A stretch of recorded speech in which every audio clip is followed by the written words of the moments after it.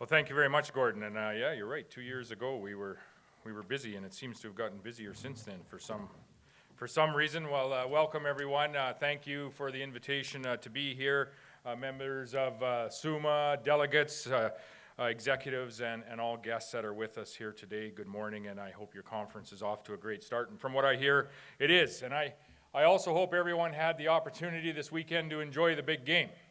And I don't mean the 49ers and the Chiefs, I mean the Battle of Alberta on Saturday evening, which had a great turnout as our Oilers were able to trounce the Calgary Flames and repay.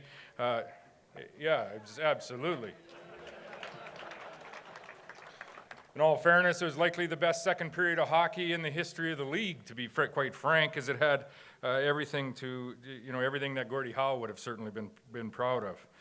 But it is a true pleasure for me to be here with you again today. We have a good turnout of MLAs I see sprinkled throughout the room, as well as our members of cabinet. And as Gordon said, the members of cabinet will be back on Wednesday, I believe, this week. They'll be back happily and eagerly returning for our annual Bear Pit.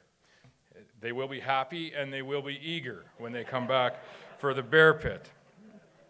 But in all seriousness, I do hope the Bear Pit is beneficial. I hope you find it beneficial for you, not just this year, but over the years, and gives you the opportunity to raise issues that are pertinent to the people, the families that you represent, and important to your community directly and unfettered with the cabinet of the province. Because from our perspective, it is extremely beneficial, and it provides us with just a great opportunity in a very short period of time to gain some insight into what are the priorities and what is important in communities right across this province. So it's tremendously beneficial for us. We're looking forward to that discussion. I say that in all seriousness, and I want to thank you in advance for your participation in that Bear Pit later this week. In fact, we're looking forward to all of the discussions that we have the opportunity to have here this week with our partners at the municipal level, with our mayors and councillors who are completely committed to serving their communities. And with our strong leadership on the front lines, our administrators and our workers, the folks who all too often don't receive much in the way of attention, acclaim, or accolades, but the odd time they do, and when they do, it's good to see. You know, a few months back, we noticed an article that had ran in the Herbert Herald. Residents of Morse, they were raving about their town foreman, Mr. Dale Gerald. Dale has worked for a number of municipalities in the Southwest over a number of years, and he seems like he's just one of those guys that is actually trying to retire. He's been trying to retire for years, but just when Dale thinks he's out, somebody pulls him back in. Well, Tamara Knight is the administrator at Morse, and I think Tamara is with us here today or this week, and this is what Tamara had to say about Dale Gerald, and I quote, "Dale has a big heart. He's kind. And he's an unbelievable worker, and we feel very fortunate to have Dale on staff. Well, ladies and gentlemen, my colleagues and I in government feel fortunate that all of you are on the job each and every day. There are too many Tamara Knights and Dale Geralds working across this province for us to count.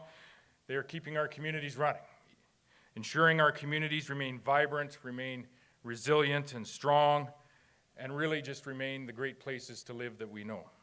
It's very much appreciated for what you do each and every day. Thank you." Delegates, this morning I want to take some time to take stock of where things stand in our province as we begin a new decade, the decade out to 2030. And this is the first year of a new decade, and it's going to be a busy year, and it's going to be a very exciting year. Very shortly, the Scotties are coming up in the community of Moose Jaw, be followed by the Juno Awards that are scheduled for March in Saskatchewan. And of course, the Grey Cup is set for Regina in November, and it's going to be a whale of a party on these very grounds. And I want to announce first and foremost that our beloved Rough Riders are the heavy favorites to be successful in that game. Announce that to all of my colleagues across the nation. And of course, we have elections coming this fall, both at the provincial and the municipal level. Now, those aren't quite as much it won't bring quite as much fanfare as the Grey Cup, but it's important nonetheless for our province. The people of Saskatchewan, I would say, over the course of the next months have some critical decisions to make, and for that reason, there may be a few times this morning where my comments are a little more pointed than they normally might be. Last November, as you know, our government released our plan for growth for this province, the growth plan for the next decade. And it's a plan to create 100,000 jobs and grow our population to 1.4 million people by the year 2030. These are bold goals, we know. But it's important for us to remember that we don't pursue growth just simply for growth's sake. And we've said that so many times, but we pursue growth because of what it means for Saskatchewan and what it more importantly means for Saskatchewan people. A strong economy, strong communities, strong families. And that collectively means a stronger Saskatchewan for each and every one of us. And that is what I want to focus on here today, how a growing Saskatchewan is a strong Saskatchewan, and how our government plans to keep Saskatchewan growing over the course of the next decade, and how this very opportunity, the opportunity to grow our investment, to grow our community, and to grow our province, will be the choice in the upcoming provincial election. The question coming to all of the people in Saskatchewan this fall is who will make Saskatchewan, who will keep Saskatchewan growing, and who will keep our province strong? So let's start with a quick look back at what growth has meant for us and our province and our community over the past decade or so.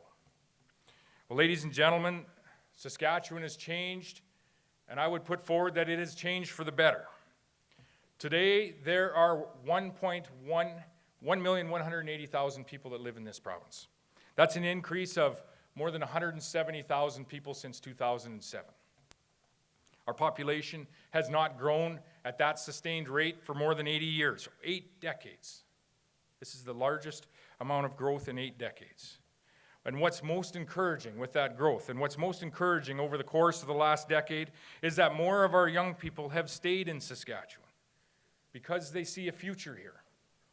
They can picture themselves building a career here and starting and raising their family here.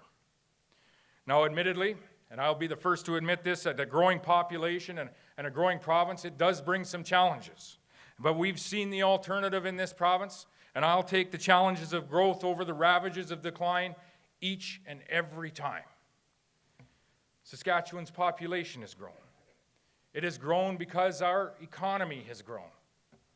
Nearly 80,000 jobs created since 2007. More than $180 billion has been invested in this province in capital in that same time period.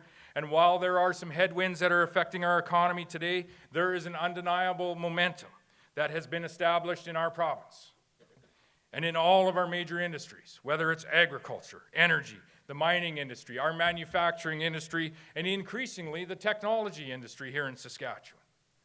Production and exports have and they continue to climb to new heights.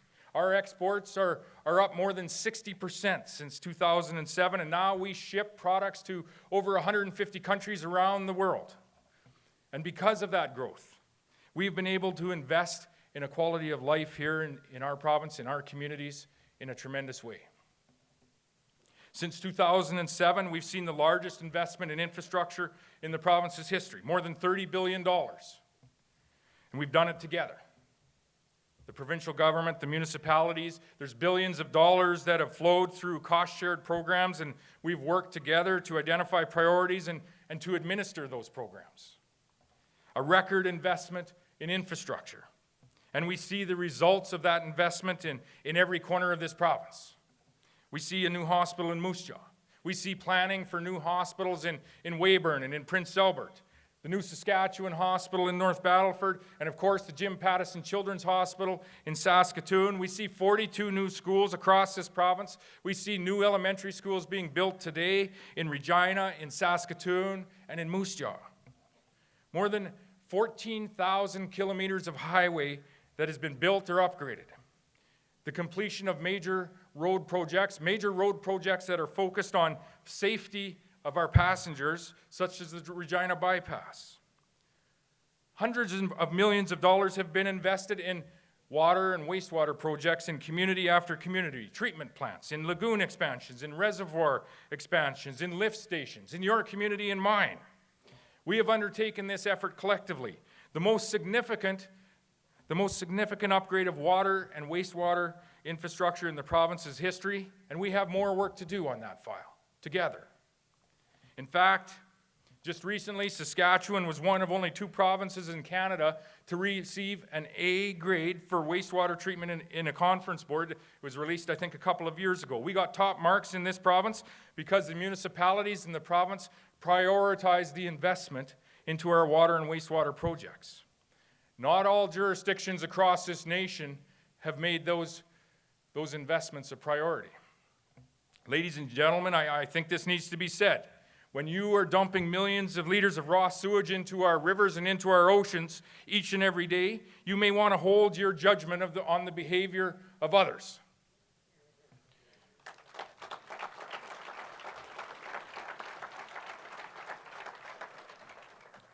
There are many that would be well advised to heed the wisdom of a great American philosopher, Hank Williams Jr. Well, Hank once said, and I quote, "If you mind your own business, you'll stay busy all of the time," end quote. There's a lot of truth to that. Well, my friends, our government, your government, understands that significant capital investment is absolutely crucial if we are going to continue to build strong communities. I am very pleased to announce that revenue sharing in the upcoming provincial budget will total $278 million. That's the highest amount that has ever flowed under this program.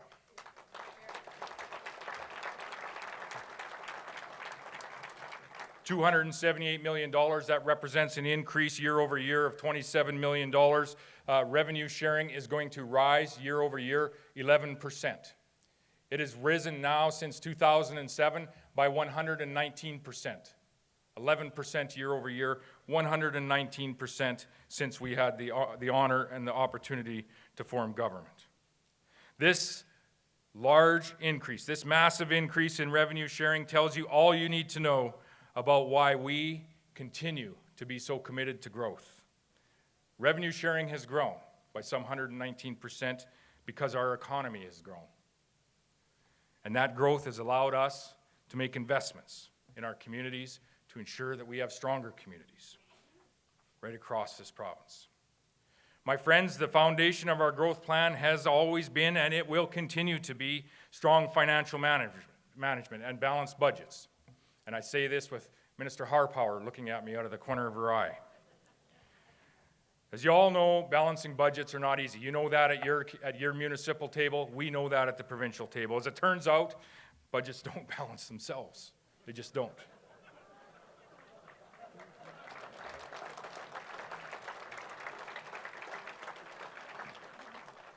Sometimes, more often than not, there are some difficult decisions that need to be made.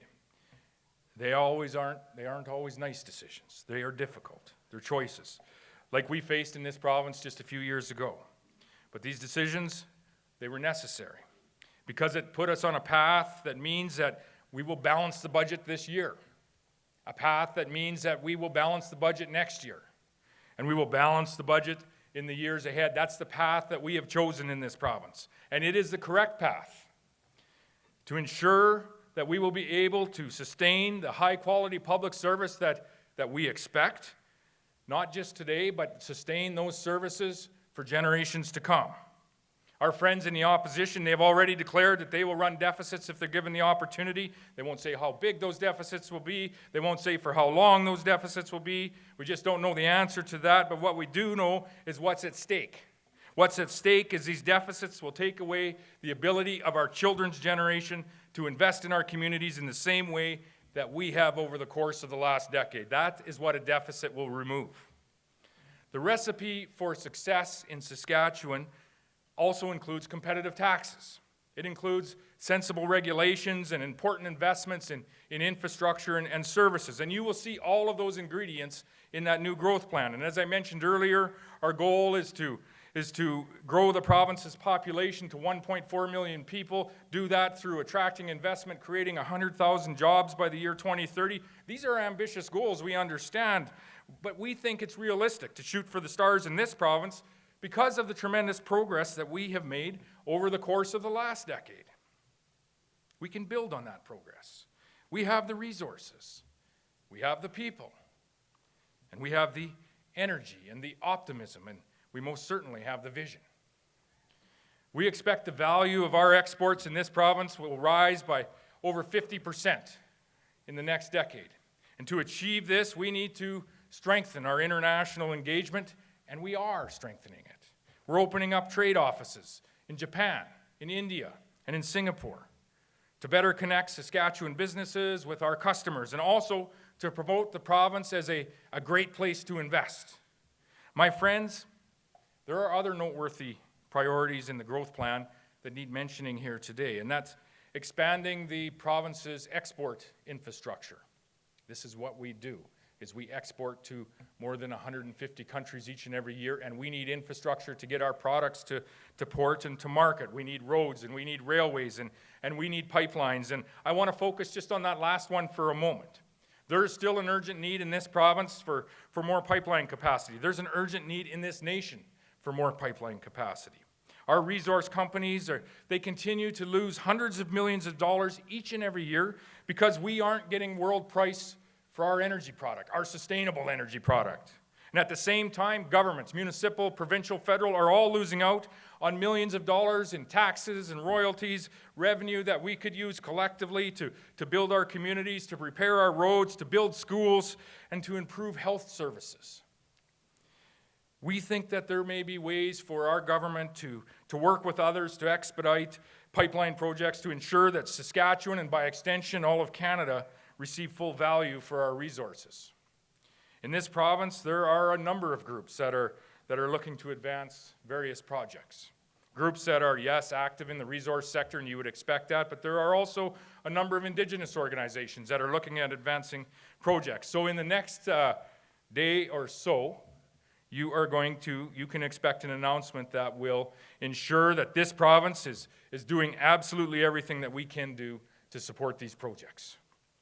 We know that building pipelines in this province and getting our products to market not only has the direct effect of lowering that oil differential that we talk about and getting that world market value for our sustainably produced Saskatchewan energy, but in addition to that, building more pipelines provides an indirect benefit to our economy on a broader base by freeing up valuable rail capacity, valuable capacity on our rail lines, so that we can ship more agricultural products, so that we can ship more potash products, more mine products, and more forestry products. Quite simply, we need the oil in a pipe, and we need our grain on the trains. And that is how we grow our exports in this province. Finally, my friends, there is a key action in the growth plan that needs to be bolded, and it needs to be underlined, quite frankly, and that's that our government will always stand up for Saskatchewan people. We want a reasonable conversation with the federal government and about the various challenges that we collectively face in this province, the challenges that we face across the nation, and at times the challenges that we face around the world. And I'll be in Washington later this week with Chrystia Freeland and other premiers working on some of those global challenges, those trade-related challenges. And I would say in the aftermath of last fall's October election that the federal government does seem more willing to engage in just those conversations. As chair of Council of Federation, or Canada's Premier's Table, I know that the provinces and the territories are working very closely, and we're working together to ensure that our nation is in a position to take advantage of the opportunities that lie before us as Canadians. The premiers have called, for example, just recently, for the quick ratification of the USMCA, or the United States-Canada-Mexico Trade Agreement. All premiers representing all provinces, collectively representing all Canadians, have asked all federal parties and all federal parliamentarians to expedite the ratification of this trade deal. It is with our largest trading partner in Saskatchewan and virtually every other province and territory. We need certainty when it comes to trade. We need certainty when it comes to trade with the U.S. This is important across our nation, but it's especially significant for us in Saskatchewan. So delegates we will continue to work with all federal parties in this minority administration, and what we're looking for coming out of our federal government more than anything else is for fairness. Fairness for the working people of this province, and consistency across the nation in the regulations that are being passed. And there are examples where there is, quite frankly, a lack of this fairness, and most certainly a lack of consistency. And I would point no sooner to the federal government that the federal government allows tankers to continue to deliver oil from Saudi Arabia, from Nigeria to refineries on Canada's east coast. And with recently passed federal legislation, Bill C-48, which you have heard about, there's a tanker ban off Canada's west coast on the northern British Columbia coast. That prevents the shipments of sustainable Saskatchewan and Alberta energy to the world. Bill C-48 is a bill that immediately killed the Northern Gateway project, a potential corridor to transport our sustainable projects out there. Canada, if you can imagine, a country with one of the strongest environmental protection regimes in the world, producing some of the most sustainable energy available in the world, we are not allowing ourselves to ship oil off the northern BC coast, while we continue to allow countries with some of the worst environmental record, with some of the worst human rights records, we continue to allow them to deliver oil into Canada's east coast. This policy isn't fair, it isn't consistent, it certainly isn't fair to energy workers in Saskatchewan and Alberta, and by extension of how we share our wealth in this nation is not fair to all Canadians. And it's not fair to the families that we represent collectively in this room.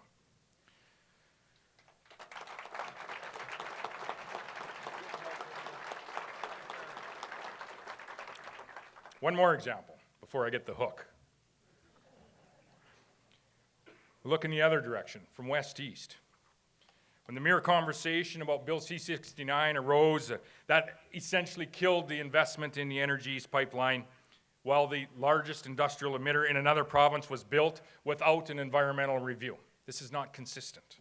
The biggest emitter in the province of Quebec, it's a $1 billion cement plant. It's in the Gaspé.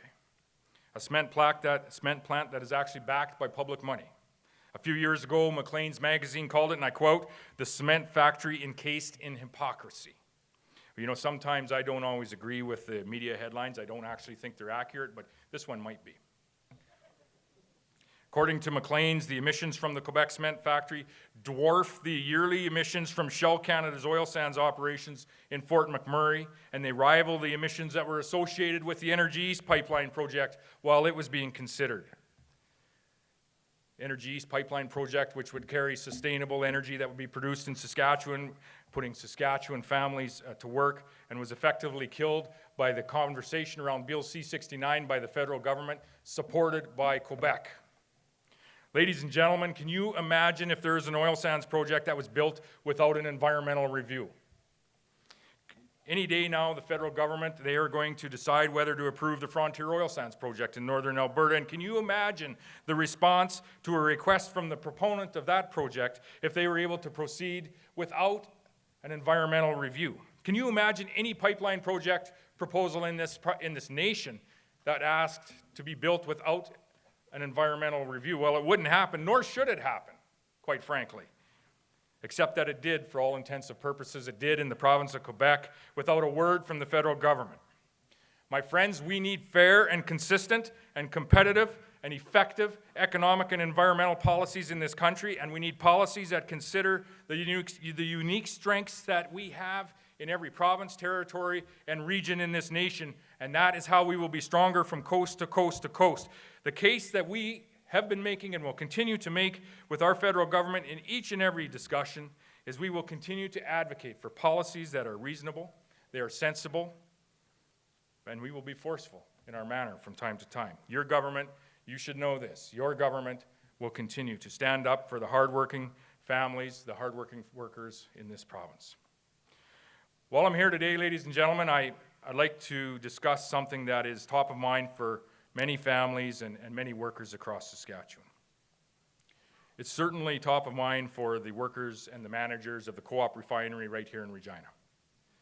Over the past number of weeks, we have seen a lawful labor dispute that has now degenerated to the point where people are flagrantly breaking the law. We have seen an unwillingness on both sides to come back to the bargaining table in good faith. And when both parties resumed bargaining last Friday, this provided a glimmer of hope for all of us in this room and all of us across this province, but unfortunately, we saw a return to the same tactics that have gotten us to where we are today. Court orders have been imposed, but they have been largely ignored. There's been little regard for the law throughout this labor dispute. And there's been a reluctance to bargain in good faith. This is not the Saskatchewan way. This is not how the interests of workers or the company is best represented. Friends, I am well aware of the calls coming from Unifor 594 for myself as Premier to step in. And I've given a lot of thought to the options available to our government under the Saskatchewan labor laws. And today I have an offer to assist in resolving this labor dispute. As Premier, I will act on the options available under the labor laws of the province of Saskatchewan, starting with the conditional appointment of a special mediator. This appointment will be made on the condition that the members of Unifor 594 follow the law and abide by the court orders that have been put in front of them. This means that Unifor must cease all illegal activities immediately. This includes removing unlawful barricades that are erected at the refinery. To put it plainly, I will appoint a special mediator today, if and only if Unifor follows the law.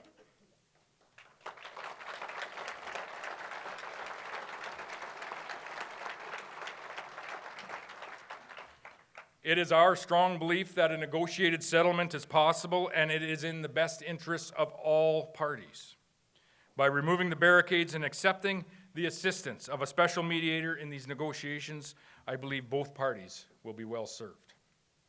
But if this offer is not accepted, the dispute will continue. But what will not continue are the illegal activities that are occurring out at the Co-op refinery.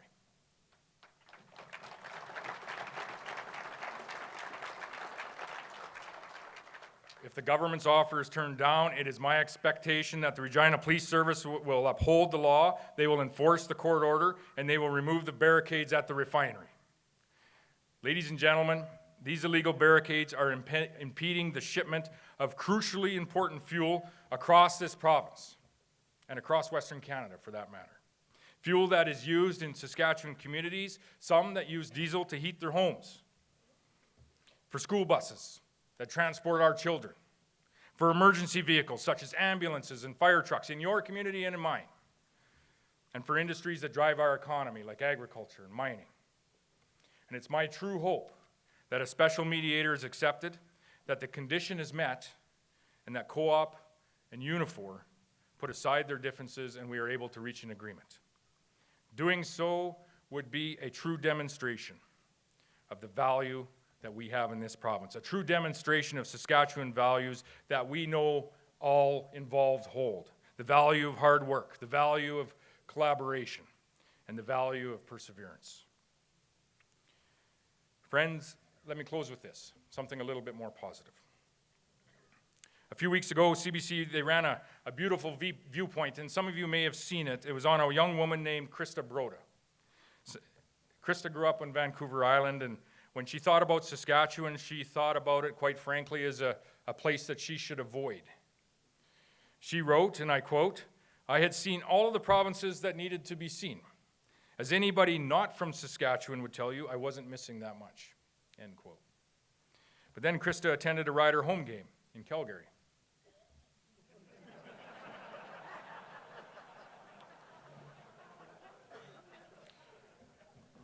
That particular game, there was thousands of Rider fans at McMahon Stadium, and Krista was quite impressed by this. They were loud, they were green, and they made sure that everyone knew exactly where they came from, and I had never seen anything quite like it, she said. Well, Krista sat beside one of those fans, a friendly young man from the village of Grayson. She liked him. In fact, she fell in love with him by the second half. Her first trip to Saskatchewan was for the Labor Day Classic, if you can imagine that. And she writes, and again I quote, "I remember thinking to myself several times throughout the game that people are really lucky to live here. But oddly enough, everybody seemed to already know that. They truly believed that they lived in one of the best places in Canada. And after that weekend, I was starting to believe it too." Well, Krista moved to Regina in November of 2009, and She went on to marry that young man from Grayson, and she and her husband are now raising their 2 boys. And there's no place that they would rather be. Ladies and gentlemen, when we talk about growth, when we set goals for growing our population, they aren't just numbers. They're people. They're people like Krista Broda. People that make our communities and our province of Saskatchewan such a better place. And that is why we will continue to seek growth, because of what it means for our great province. Together, we can build a strong Saskatchewan with a strong economy, with strong families and strong communities. Together, we can build a strong Saskatchewan that's ready for a decade to come. God bless our great province of Saskatchewan. Thank you for having me here today, and have a great convention.